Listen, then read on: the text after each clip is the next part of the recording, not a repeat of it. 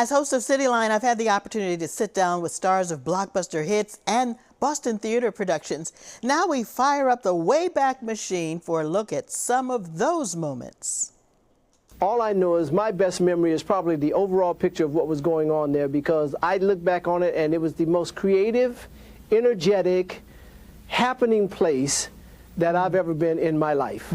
That's wonderful. Now we're going to put up a photo of you and me backstage at an Alan Heyman concert. I believe the year was 79 or 80 at the Berkeley Performance Center here in Boston. You had just released Quiet Storm. That was a turning point in your career, wasn't it?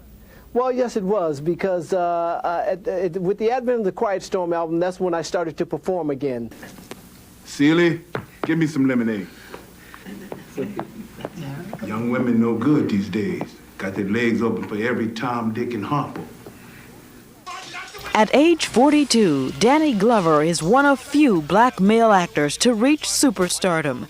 Yeah, well, you're following down. Shut up, I'm 7 floors up. You go first, I'm really too old for this. You go first, I'll cover you. But while he's become Hollywood box office magic, his heart and his home remain in San Francisco.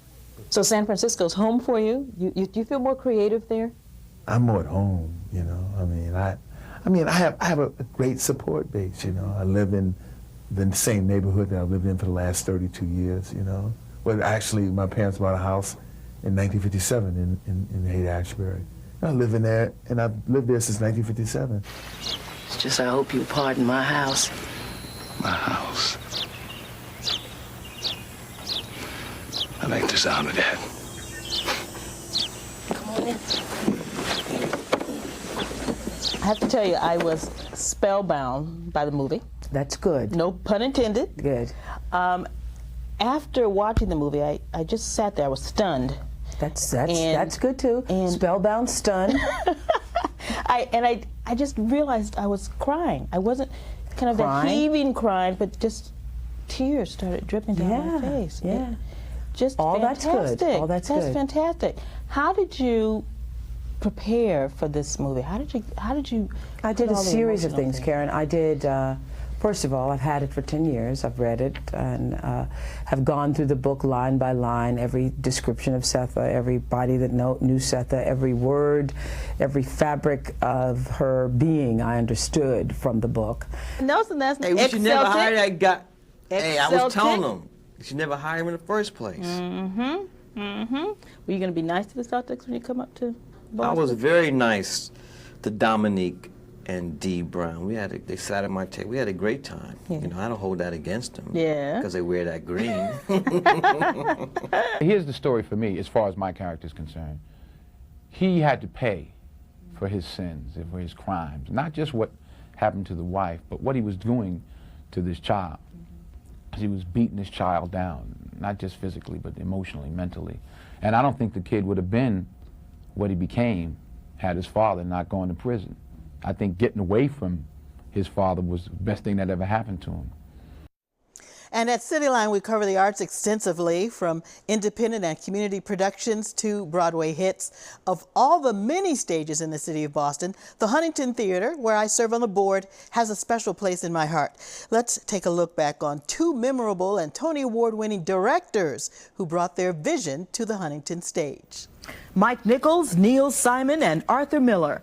All are names associated with great productions on Broadway, affectionately called the Great White Way. Well, the irony in that nickname is that one of this country's hottest young directors, predicted to be Broadway bound, is an African American. I had a conversation with award-winning director Kenny Leon on stage at the Huntington Theater, where he is currently directing Phylicia Rashad in Blues for an Alabama Sky. I love directing. I love the opportunity to engage people in dialogue after they see a live performance. You know, there's nothing quite like the stage. It's so immediate, it's so personal, it's so now. But unfortunately, folks in our community don't always seek out the theater for their brand of entertainment. What do you feel about that, and what are ways to fix it? I think it's a big job, and it's a job worth working on.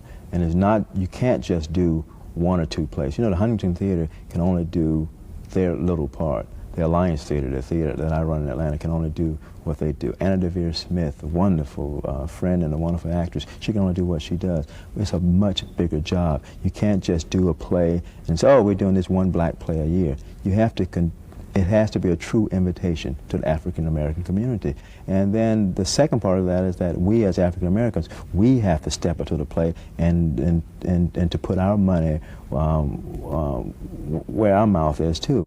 Two-time Pulitzer and Tony Award-winning playwright August Wilson is taking a break between rehearsals at BU's Huntington Theater. Opening night is just around the corner for his latest work, 7 Guitars. Backstage at the Huntington Theater, set designers are working feverishly to finish the set for 7 Guitars. The setting, Pittsburgh, 1948. It's a story of a man who is a musician, lives in Pittsburgh, and has the possibility to fulfill his talent, to fulfill himself as a musician, and his struggle to do that is essentially the story. This play is the 6th in his series of plays exploring the African American experience in the 20th century. Ma Rainey's Black Bottom, his first, Fences, Joe Turner's Come and Gone, The Piano Lesson, and 2 Trains Running. Director Lloyd Richards has worked with Wilson on them all.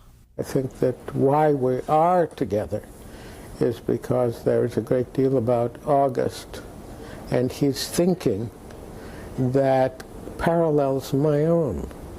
And I can feel that he speaks for me and that I understand and can articulate his words in my own way and fulfill them. And Boston is so lucky to have the Huntington. The incredible institution has also won a Tony Award for Best Regional Theater. Up next, becoming wine savvy with friends, the story behind Divas Uncorked when Cityline continues. I, Michelle Wu, Mayor of the City of Boston, do hereby proclaim your final broadcast day, September 28th, 2025, to be Karen Holmes Ward Day.